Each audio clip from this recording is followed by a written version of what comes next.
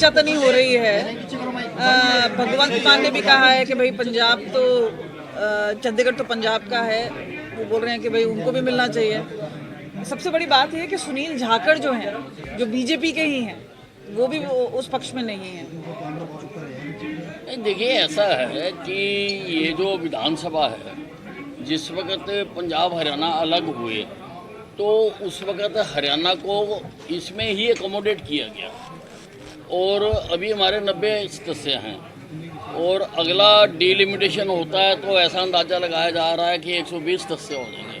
तो 20 सदस्यों के तो बैठने की यहाँ जगह ही नहीं है, तो जगह तो हमें चाहिए और चाहिए इसीलिए काफ़ी देर पहले से इसकी हमने तैयारी कर दी थी। और जहाँ तक मान साहब कहते हैं कि चंडीगढ़ हमारा है, चंडीगढ़ तुम्हारा तब है जब तुम हिंदी भाषी क्षेत्र हमें ट्रांसफ़र कर दोगे, जब हमें SYL का पानी दे दोगे। जब तक नहीं देते हो तब तक हमारा लिया ना इसके ऊपर, हम इस पे बैठे हुए हैं, तभी तक बैठे हुए हैं हम। जब आप जो एग्रीमेंट हुआ था उसको लागू ही नहीं करते तो चंडीगढ़ किस प्रकार से तुम्हारा। पर बीजेपी में भी क्या फूट है, क्योंकि सुनील जाखड़ खुद बोल रहे हैं, अपील कर रहे हैं प्रधानमंत्री से कि भाई नहीं मिलना चाहिए इनको। हो सकता है वो प्रदेश की राजनीति के हिसाब से बोल रहे हों, पर मैं देश की राजनीति के हिसाब से बोल रहा हूँ। सर, ये BPL को लेके भी आया कि इतने सारे जो लोग हैं वो BPL में अब शामिल हो गए हैं। ये क्या एक नेगेटिव पॉइंट नहीं है कि सैनी सरकार के लिए, हरियाणा सरकार? नहीं, ऐसा है, पहले कुछ लोगों के बन नहीं पाते थे और वो घूमते रहते थे और कोई उनकी सुनवाई नहीं करता था। अब सारा सिस्टम स्ट्रीमलाइन किया है तो हर पॉसिबल व्यक्ति जो उस आय वर्ग में आता है तो उनके कार्ड बन रहे हैं। इसमें किसी को क्यों तकलीफ हो किसी की?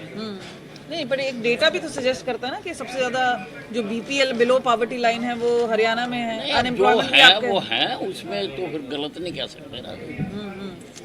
बेशक एक पंजाब की जो अपोजिशन पार्टियां या रूलिंग पार्टी है वो लगातार ही अलग विधानसभा को लेके कहा जा रहा है कि किराएदार मालिक नहीं बनने देंगे और यहाँ पर चंडीगढ़ पर पंजाब का ही हक है, किसी भी तरह से बर्दाश्त नहीं की जाएगी कि अलग विधानसभा जवाब दे दिया सर। एक सदन में कांग्रेस विधायक लगातार ये बात कर रहे हैं कि EVM का मुद्दा दोबारा फिर उठाया जा रहा है, सदन में भी उठाया जा रहा है, बाहर तो इस तरह की चर्चा होती थी।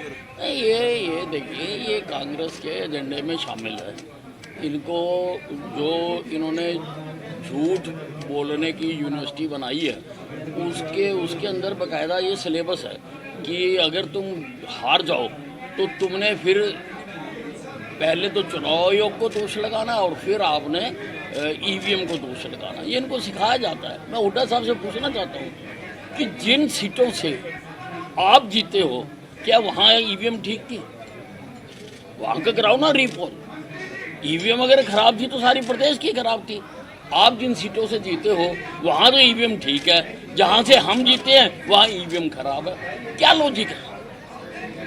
आप एडवोकेट हैं, आप इस तरह की बातें आपके मुंह से शोभा नहीं देती हैं। आप रीपोल करवाओ जहाँ से आप कांग्रेस के MLA जीते हैं। अगर आप कहते हो कि EVM खराब है तो यू सेट एन एग्जाम्पल, एक एग्जाम्पल सेट करो आप।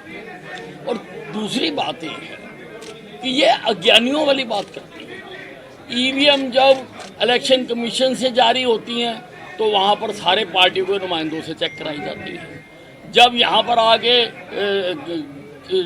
DC के पास डिस्ट्रीब्यूट होती हैं तब नुमाइंदे बुला के चेक कराई जाती है। जिस दिन पोलिंग स्टेशन पे EVM खोली जाती है तब उस दिन सारे पार्टी के नुमाइंदों से बुला के चेक कराई जाती है। अगर आप कहते हैं EVM खराब है तो आप इस बात का सर्टिफिकेट दे रहे हो कि आपके सारे लोग बुद्धू हैं, आपके लोगों को समझ नहीं है, ज्ञान नहीं है, उनको जानकारी नहीं है। ये जो LOP का मामला है और कहा जा रहा है कि महाराष्ट्र और झारखंड के चुनाव के बाद होगा, क्या लग रहा है आपको? नहीं, महाराष्ट्र और चुनाव में भारतीय जनता पार्टी जीतने जा रही है पूरी तरह से। नहीं, जो ये कह रहे हैं कि लीडर ऑफ ऑपोजिशन है वो तब चुने जाएंगे जब यहाँ पे चुनाव खत्म हो जाएंगे। क्या लग रहा है आपको? क्या ऐसा लीडर ऑफ अपोजिशन पार्टियों के चुने जाते हैं, दलों के नहीं चुने जाते। ये एक पार्टी नहीं है, ये भिन्न भिन्न धड़े हैं जो इकट्ठे हो गए थे चुनाव को सामने देखकर। इसीलिए इनका फैसला नहीं हो पा रहा। अब वो आसान भी नहीं है फैसला करना। अब 2 सेशन हो गए, एक पहले हो गया, एक आज हो गया, और बिना LOP के ये चल रहा है। अब देखते हैं कब इनका फैसला होता है। मिस साहब, कल अशोक अरोड़ा जी बोल रहे थे कि आपकी जान को खतरा है, सरकार से उन्होंने सुरक्षा की बात कही। हकीकत क्या है सर, वाकई कोई थ्रेट आया आपको या जान का खतरा है अभी आज के समय तक? नहीं, मैंने जो उस वक्त के चीफ सेक्रेटरी थे उनको लिख के भी दे दिया था, सारा अवगत भी करा दिया था, और फ़ोन पे भी मेरी उनके साथ डिटेल्ड बात हो गई थी। तो वो क्या करते हैं वो समय बताते हैं। सर, आपकी सुरक्षा घटाए जाने को लेकर सीएम पर भी सवाल उठाए गए। ये कहा कि फिर इसके लिए कौन जिम्मेदार है? इस तरह की अगर सरकार में रहते हुए एक सीनियर आदमी ऐसे कहते हैं कि मेरी सुरक्षा घटाई गई, उसको लेकर नहीं, इसीलिए अगर मैंने कोई बात उठाई है तो बात सीरियस है तभी उठाई है, नहीं तो मैं जिस उस पर हूँ मैं छोटी मोटी बात क्यों उठाऊँ? क्या लग रहा है फिर आपको? आपकी नहीं, अब इसकी कभी जांच होगी तभी पता लगेगा। आज तक तो किसी ने आके मेरे को पूछा नहीं है। एक राज्यपाल के अभिभाषण को लेकर विपक्ष ये कह रहा है कि कुछ भी नया नहीं है, विजनरी डॉक्यूमेंट होता है सरकार का, लेकिन कुछ नया नहीं है, अब सब पुरानी बातें हैं, कोई नया विजन नहीं रखा सरकार ने। देखिए, पहला सेशन है, सरकार की जो प्रतिबद्धताएं थी चुनाव के दौरान उन सारों का इसमें जिक्र किया गया, और मैं 7 बार का विधायक हूँ। अपोजिशन कोई भी हो, उनका एक डायलॉग कॉमन होता है। अगर आप सर्च मारोगे कॉमन डायलॉग कि कुछ भी नया नहीं है, तो ये इनका कॉमन डायलॉग। ठीक ठीक है सर।